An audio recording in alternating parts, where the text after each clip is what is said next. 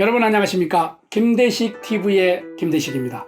오늘은 일본 돈 1만원짜리 표지 모델인 후쿠자와 유키지에 대해 알아보도록 하겠습니다. 자, 후쿠자와 유키지. 후쿠자와 유키지는 오사카에서 1834년에 태어나죠.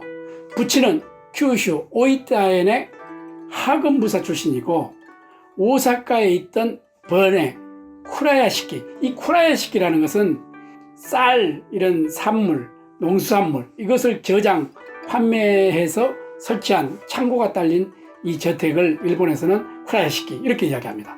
거기에 근무했지만 신분이 낮았기 때문에 가진 재능을 발휘하지 못하고 후쿠자와 유키지가 3살 때 병으로 죽습니다. 후쿠자와 유키지는 케케묵은 봉건사의 구조로부터 빠져나가기에 새로운 학문, 즉 서양의 언어와 지식을 배울 필요가 있다고 생각하여 처음에는 한학을 공부했지만 큐슈의 나가사키에서 란카쿠, 그러니까 세국시대에서는 네덜란드 사람들과 네덜란드어를 매개로 하여 배운 서양의 학문을 란카쿠 이렇게 이야기하죠. 넓은 의미에서는 서양의 학술이나 서양 사정에 관한 연구한 학문을 이렇게 말한다 이렇게 이야기할 수 있습니다. 그것을 배웠고 그 후 1858년 번의 명령으로 에도, 현재의 도쿄죠. 도쿄에 올라온 그는 요코하마에서 네덜란드어가 거의 통용되지 않는 것을 알고 영어를 배울 것을 결심하게 됩니다. 그러나 적당한 영어 교습소가 없었죠, 그때 당시에.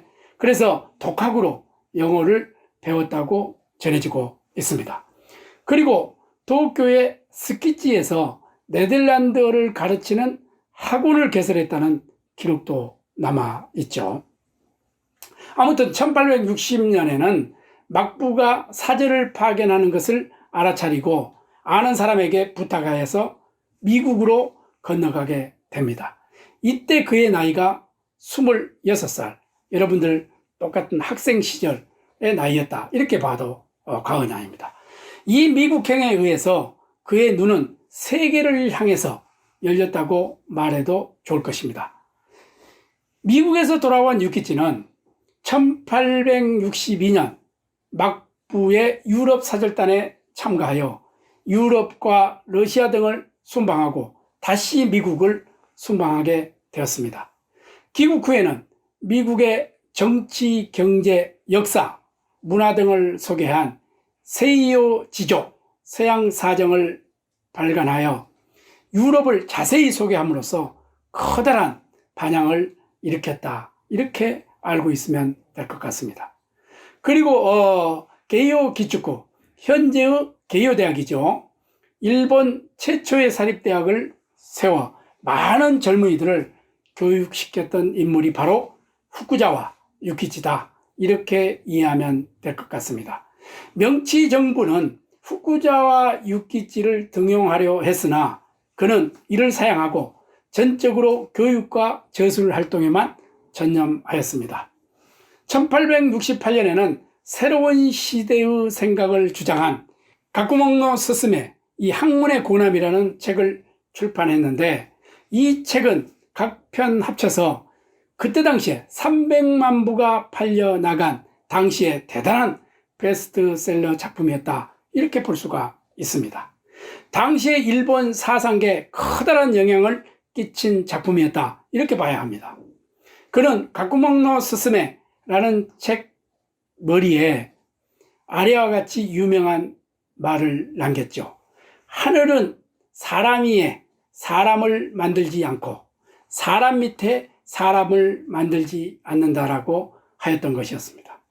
그러므로 하늘이 사람을 태어나게 함은 만인 공이 동등한 지위를 갖고 태어난 상하에 기천차별이 없이 만물의 영장답게 심신의 활동으로 천지간에 존재하는 온갖 것을 취하며 이로써 의식주를 필요로 충족시키며 자유자재로 서로 남을 방해하지 않고 각자 안락하게 이 세상을 살아가게 하자는 취지인 것이다. 이렇게 이해하면 될 것 같습니다.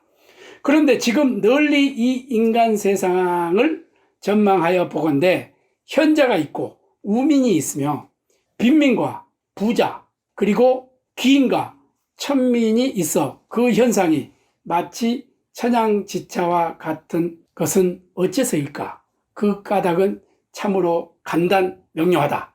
짓쓰고 아동교육용으로 그 일본의 근세시대 서당에서 사용한 책을 우리가 이제 짓쓰고 이렇게 이야기를 하죠. 이 책에서 사람은 배우지 않으면 무지하고 무지한 사람은 우민이라고 하였던 것이었습니다. 따라서 현인과 우민의 차이는 배우고 배우지 않음에 따라 결정되는 것이다. 가꾸몽노 스스메 학문의 고남의 초편에 이렇게 나와 있죠.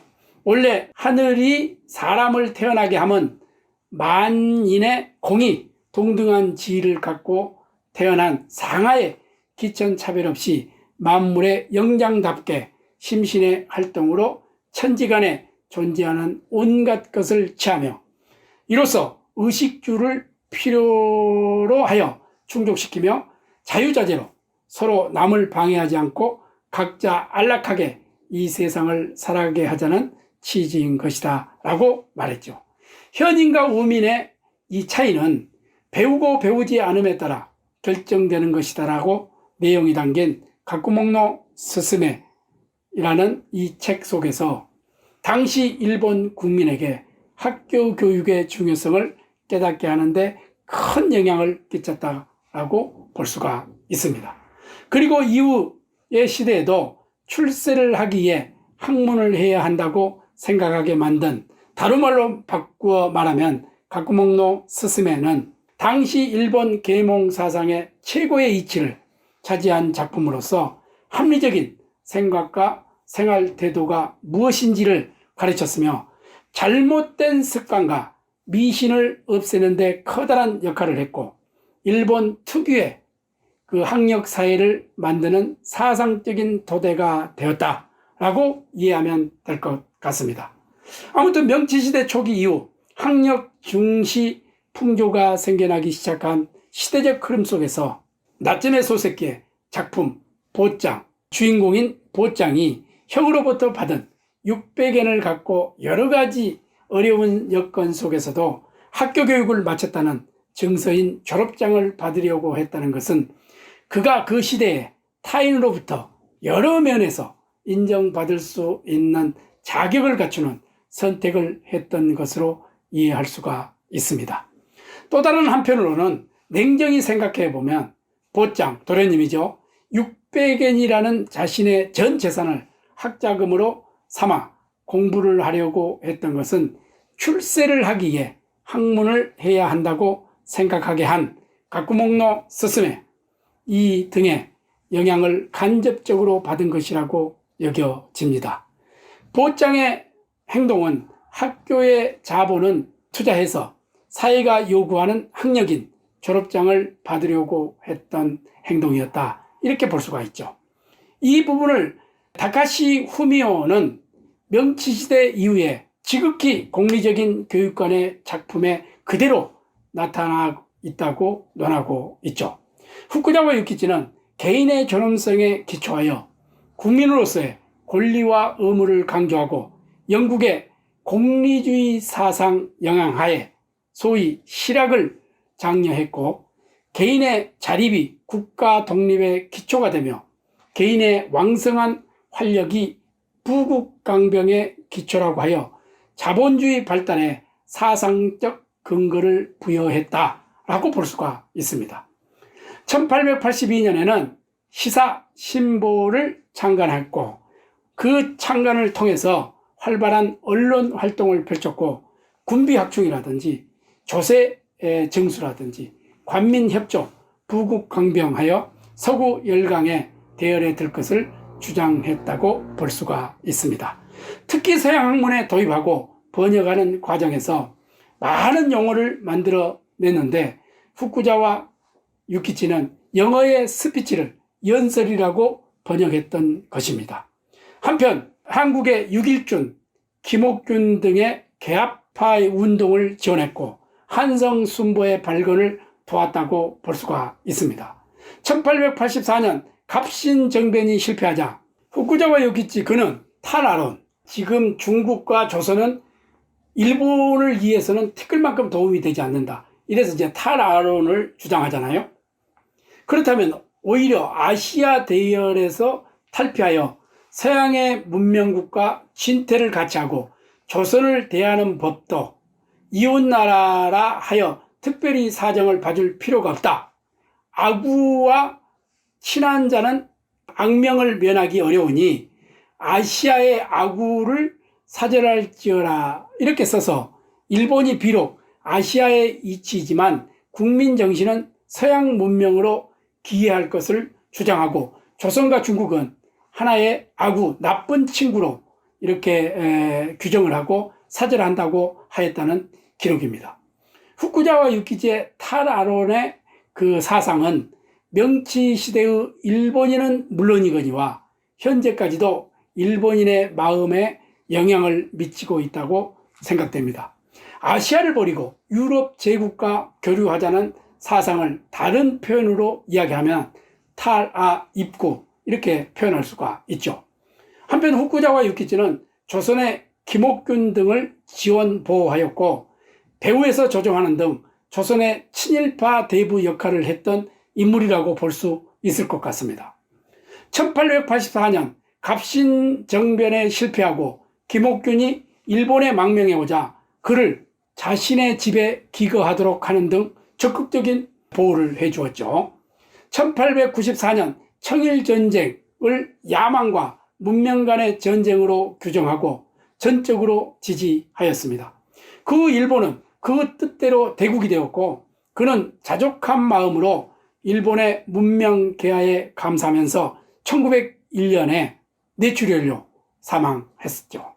그 저서에는 그의 문명에 관한 그의 주장이 전개되어 있고 특히 서양 문명과 비교된 일본의 전통 문명의 분석과 비판이 날카롭게 묘사되어 있는 분베이론노 가이라쿠 이 문명론 계략이 있다 하겠습니다. 그는 봉건적 무단 질서로부터 근대적 언론 질서로의 전환기를 살았던 어떻게 보면은 지도자였다고 볼 수가 있지만 봉건 제도에 대한 가장 가감한 투쟁가인 동시에 일본의 자본주의 문명을 추진한 대표적 교육 사상가였다고 볼 수 있습니다. 그러나 우리나라 한국과 중국의 입장에서 보면 그가 추구한 사상이 아시아의 설린 우호와 평화를 추구하는데 올바른 사상이었을까 하는 데는 엄청난 의문을 가질 수밖에 없죠. 그의 초상화는 현재 일본의 일만엔 집회 속에 들어가 있으며 서구화를 추구하는 진보주의자면서 그 자신은 양복을 입지 않고 언제나 일본식 옷을 입었기 때문에 양복 착용에 사진이 없을 정도로 강한 국수적인 보수주의자의 면모를 보이고 있었던 인물이다. 이렇게 이해하면 될 것 같습니다. 오늘 여기까지 하겠습니다. 끝까지 시청해 주셔서 감사합니다.